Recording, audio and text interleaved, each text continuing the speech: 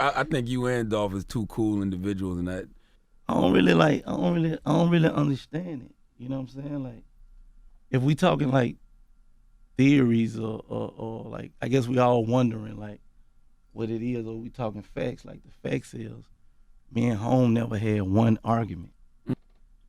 I actually was helping him at one point. mm-hmm. I really just want to sign him. You know what I mean? Like, back and see in the video that Young Dolph's sister makes, she already was talking about how there's funky stuff going on in that store.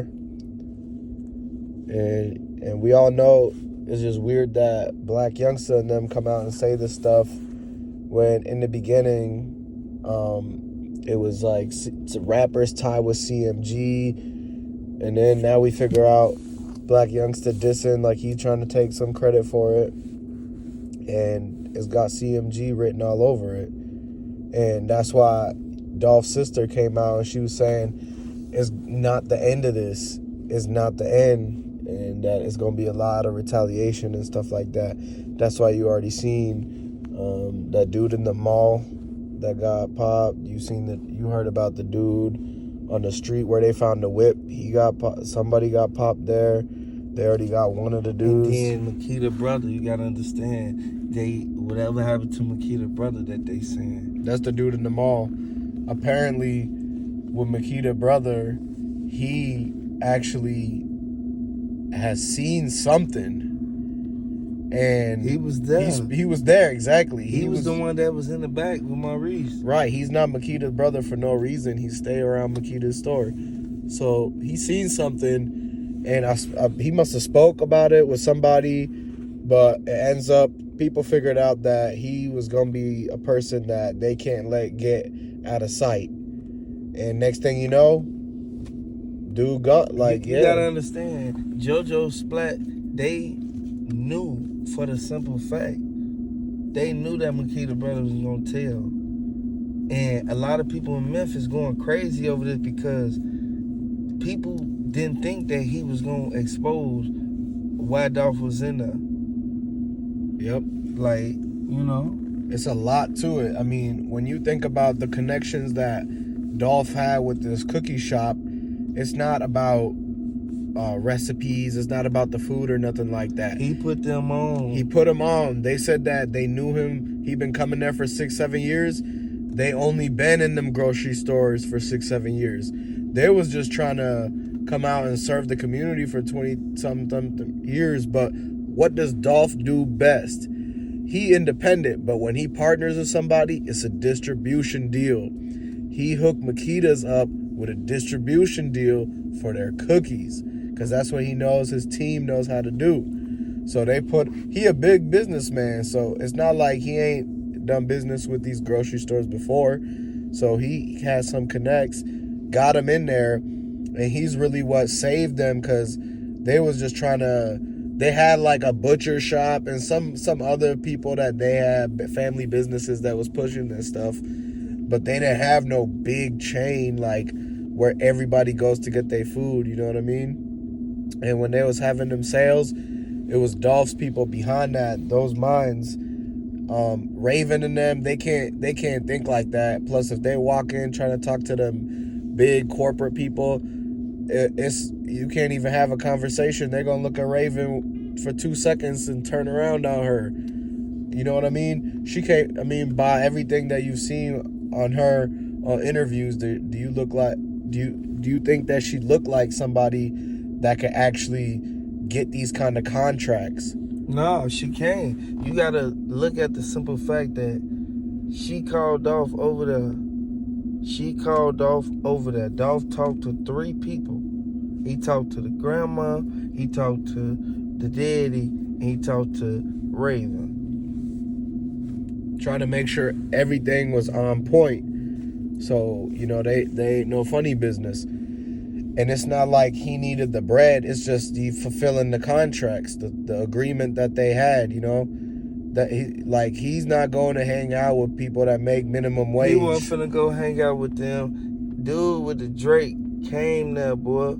He dropped dude off. Dude with the Drake was his security, but the security turned on him. They turned on him, exactly. Because ain't no way that he let dude and them get up on him. That's why I say he turned on him, because how you let dude and them get up on you? Exactly. While he had him counting up the bread, he spun the block back. You seen him at the gas station, and they was plotting the whole time. They let the security guard in on the whole operation. They were sitting across the street, and you can see from the footage, they were sitting right across the street. Right. As you can see. Like, you gotta understand, they did this. They was hating on Dolph so bad that they realized did that. And then Gotti wasn't even having it. That's why he ran back in the store. Yep. That's why Gotti ran back to his store, and the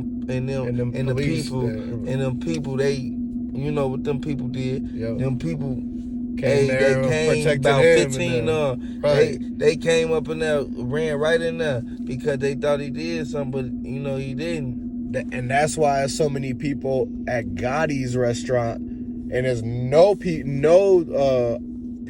at where Dolph was at. Yeah. That's why they took so long to respond, is because they slid to Gotti and them's restaurant thinking that they got to go there. That was part of their, like, they was already booked for security for them or something. Exactly.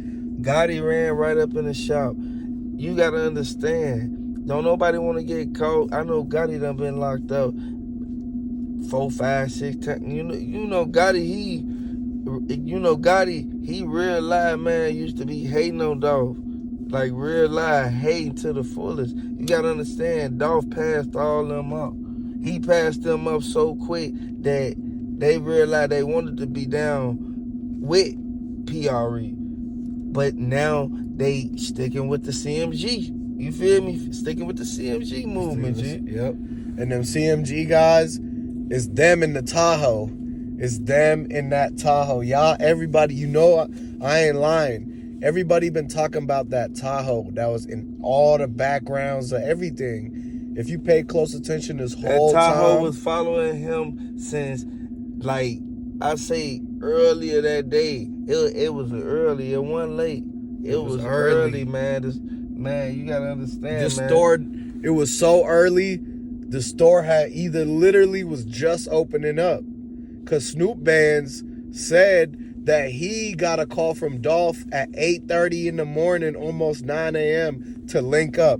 And Snoop Bands said he got up out of bed instantly, went right to the barbershop to get a quick lineup. And while he's sitting in the barber chair, he got 2 missed calls from Dolph. And it ain't even been 10 a.m. yet at that point.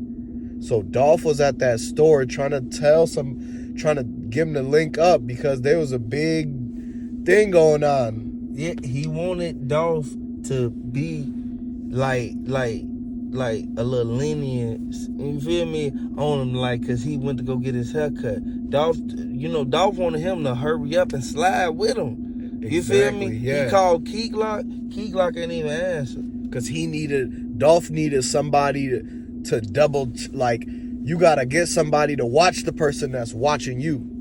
So, just like how Dolph got security, he needs Snoop Bands to have somebody to keep that guy in check. And he need Key Glock to watch that guy. You see what I'm saying? That's how big bosses think when they got a team of people around them. So basically, Snoop Bands couldn't get that phone call on time, and he's in his barbershop, right? And it's not even like 10 a.m. yet. And so why would Dolph go to a cookie shop that ain't even barely open yet? The that ain't cookie even shop just realized open. it was only one lady in there when the cookie shop first opened, but then what's the name them came through the back. I ain't gonna say their name, Yep. for purposes. You feel me? And Raven says out of her own mouth, this is her words, that her mom, the mom owner was the one who opened the store that day.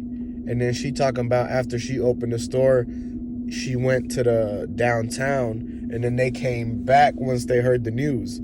So if Snoop Band's saying at this time Dolph called me and I couldn't get, once he got the missed calls, once he was in the barbershop and it ain't even 10 a.m. yet, he tried to call back and got no answer twice. So that's when everything had already gone down, and it ain't even 10 a.m. yet.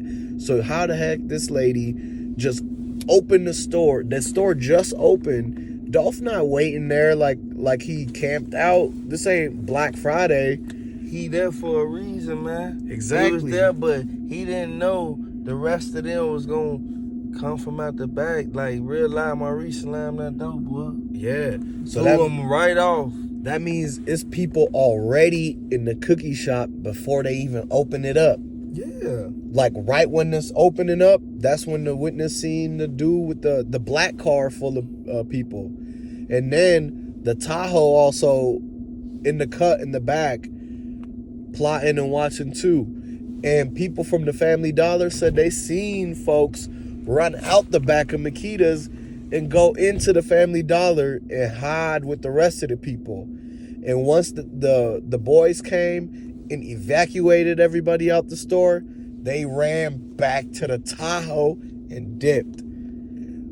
Boys they basically got out that jam, but a couple people have seen them and in that Family Dollar.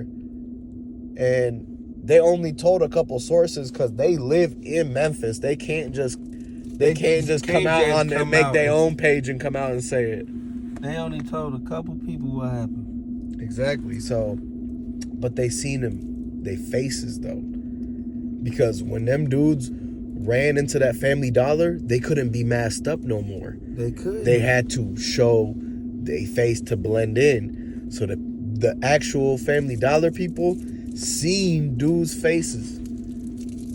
So we need to get. I'm gonna bring that exclusive interview for the laundromat or for the Family Dollar people.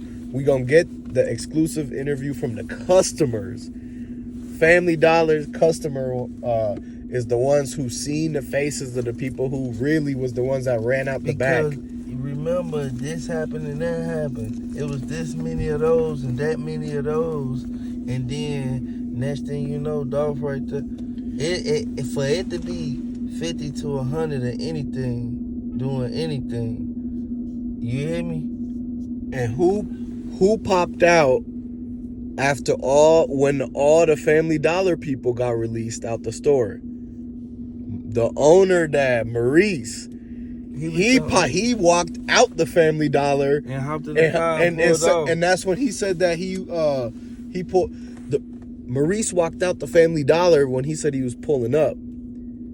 He's the one that ran out the back, went in the Family Dollar, acted like a regular person, let the other dudes run in his Tahoe, and then he came out the front. All the dudes that's involved went out the back in the Family Dollar. The ones in the Tahoe ran to the Tahoe, but Maurice came back out front with a brand new pair of clothes on. So keep that in mind. And then that's when the footage starts, is Maurice already walking up from that side. So yeah.